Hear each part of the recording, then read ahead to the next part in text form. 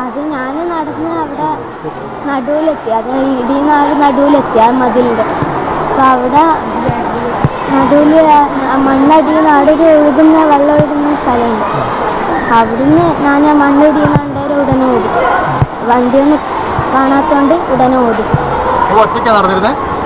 അന്നേരം ഞാൻ ഒറ്റയ്ക്കുണ്ടായിരുന്നു. പിന്നെ പിന്നിൽ കുറേ ആളുണ്ടായിരുന്നു, അവർ ബാക്കോട്ടേക്ക് ഓടി. ഒച്ച കേട്ടിട്ടാണോ മോള് ഓടിയത്? എങ്ങനെയാ?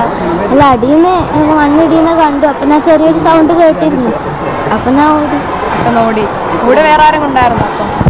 പിന്നെ നടന്നതൊന്നും ഞാൻ അറിയില്ല. വീട്ടിൽ പോയിട്ട് പറഞ്ഞില്ല. ഓടി മാറിയപ്പോ തന്നെ വലിയ മണ്ണും കല്ലും എല്ലാം കൂടെ അങ്ങ് ഇടിഞ്ഞ് നിന്നല്ലോ. അത് കണ്ടപ്പോ എന്താ എനിക്ക് തോന്നിയ മോൾക്ക്? പിന്നെ ഈ CCTV കണ്ടോ മോള് വീട്ടിലെത്തിയിട്ട്? വീഡിയോ കണ്ടിട്ടില്ല. വീഡിയോ കണ്ടു നോക്കണ്ടേ?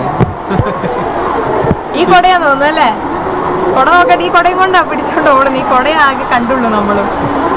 എന്നിട്ട് ഉമ്മ എന്ത് പറഞ്ഞു? ഉമ്മ എന്താ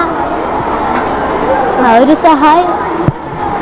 മോള് മദ്രസയിൽ നിന്ന് വരുന്ന സമയത്ത് ആരെങ്കിലും പറഞ്ഞിരുന്നു ഇവിടെ ശ്രദ്ധിക്കണം എന്നോ അങ്ങനെ എന്തെങ്കിലും പറഞ്ഞിരുന്നോ? ഇതുവരെ അങ്ങനെ ഒരു ഇതും അവിടെ ഉണ്ടായിരുന്നില്ല, പെട്ടെന്നുണ്ടായിരുന്നു. നമുക്ക് എങ്ങനെ ഓടാൻ തോന്നിയത്? അത് ഇടിഞ്ഞു വരുമ്പോൾ നേരെ ഓപ്പോസിറ്റ് സൈഡിലേക്കല്ലേ മോള് ഓടിയത്. അപ്പൊ എങ്ങനെ അത് ഓടണം തോന്നിയത്? എങ്ങനെ? അത് അവിടെ കുറെ വീഡിയോയിലും കണ്ടിട്ട് എങ്ങനെയാണ് ഇടിയുന്നത്. അപ്പോൾ പൊതുവെ അങ്ങനെ ആയതുകൊണ്ട് ഞാൻ മണ്ണിടിയുന്ന കണ്ടരോ ഉടനെ വണ്ടിയൊന്നും കാണാത്തോണ്ട് ഓടി.